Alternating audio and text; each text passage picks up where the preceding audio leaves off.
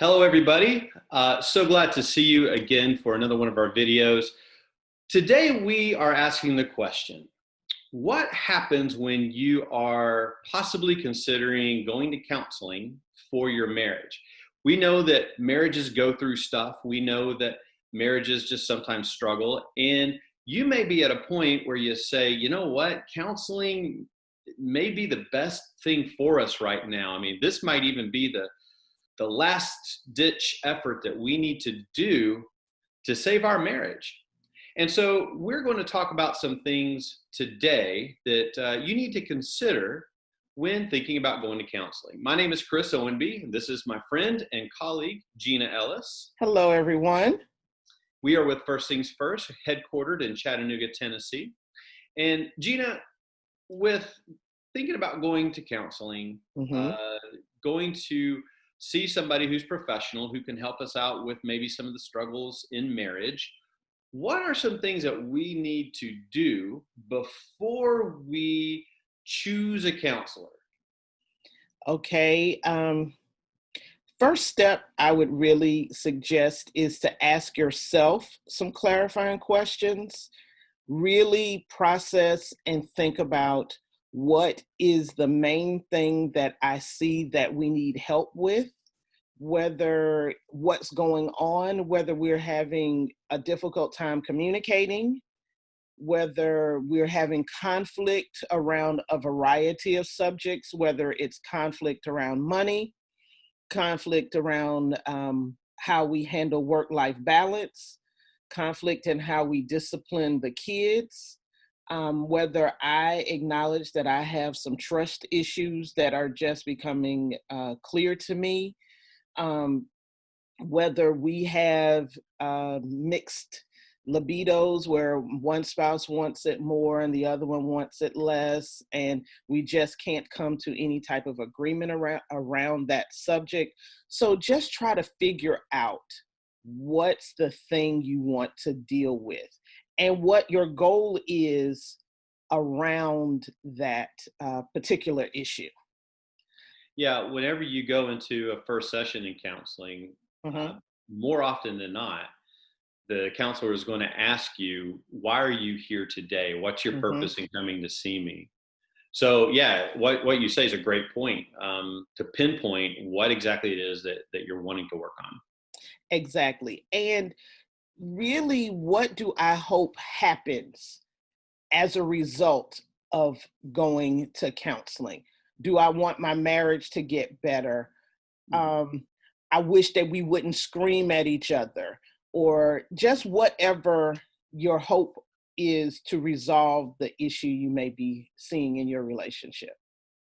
Now, I've talked with a lot of couples and people in the past who were considering counseling. Okay. And a lot of times I have run across a husband or a wife who has said, we really need to go see somebody to help us out. But I don't think that my husband really is going to go for that. And they've said before that we don't need to go to counseling. We don't need that hmm kind of thing. What would you say to people who are in that situation? Well, one thing I would say is even if your spouse isn't willing at the time, it's okay to go for yourself, Hmm. because even in a relationship, it's really key that one person can change the dance. And if you find some things that you need to work on, because I think that's the one of the main issues about going to counseling for a lot of people is the idea that my spouse wants me to go so they can fix me, Right. versus putting the mirror up to ourselves and say, we need to go to counseling and this is what I need fixed. I need to fix me and not drag you, because everything that's wrong in our relationship is as a result of you. I have to be open to the possibilities for help for my relationship and for myself as an individual. So what I hear you saying is that it's ideal if the both people in the Mhm. relationship are all in with this. And Exactly. It is ideal. because the therapy, the counseling is for the couple, it's for Correct. the relationship. But if it's met with any kind of, people don't, one person doesn't want to go or feels like, then if the other person goes as an individual, I have seen it where the other person has noticed a change because of the help Exactly. they get. Exactly. They aren't as resistant to going to counseling because they see the positives that it can bring out of you. That's Hmm. true. That is And a true. lot of times the other person is dealing more with the stigma of counseling. We're going to talk about that here in just a minute. Now, one thing we do need to clarify is that when we're talking about going to counseling in marriage, we're talking about things like conflicts and irreconcilable differences. Those things you just can't see eye to eye on, and it's Exactly. causing some kind of a rut. But there's a difference, though, when you're dealing with something as heavy as abuse.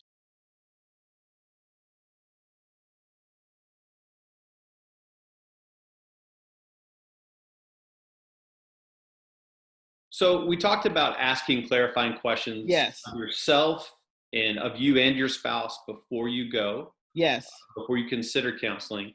But then let's talk about the process Okay. of counseling, because it's when you're in the midst of some sort of trauma or hurt that's been caused in your relationship, going through the process of finding a counselor can be kind of difficult, right? Exactly. It can exactly be difficult. It also is really important that you have established realistic expectations around what you want to occur in your counseling. Excuse me. It's important because if the issue is something that's long standing, it may take a little bit longer. So it might not be a one-time visit, ooh, Mm. and poof, it's over with. So that's a part of the process, recognizing that this may take time and finding the right counselor and the right fit may take time as well. Yeah, I think there could be a common belief out there that all counselors are sort of the same in what they do and their quality and how what they address, Mhm. and that's not true. Matter of fact, oftentimes it takes part of the process is finding the fit for you. It's kind of like when you find when you're trying to find a pediatrician for your kid. Yes, yes, You search high and you low do. for the best pediatricians because you want your kids to get the best care and have the right fit. It's the same thing with finding a counselor for you and your spouse, because there are going to be some counselors that are great fits, and there are going to be some that just they're just sort of missing the mark of where you're wanting to go. And it's really important that if you have friends or family that have gone to counseling, ask them who they utilize.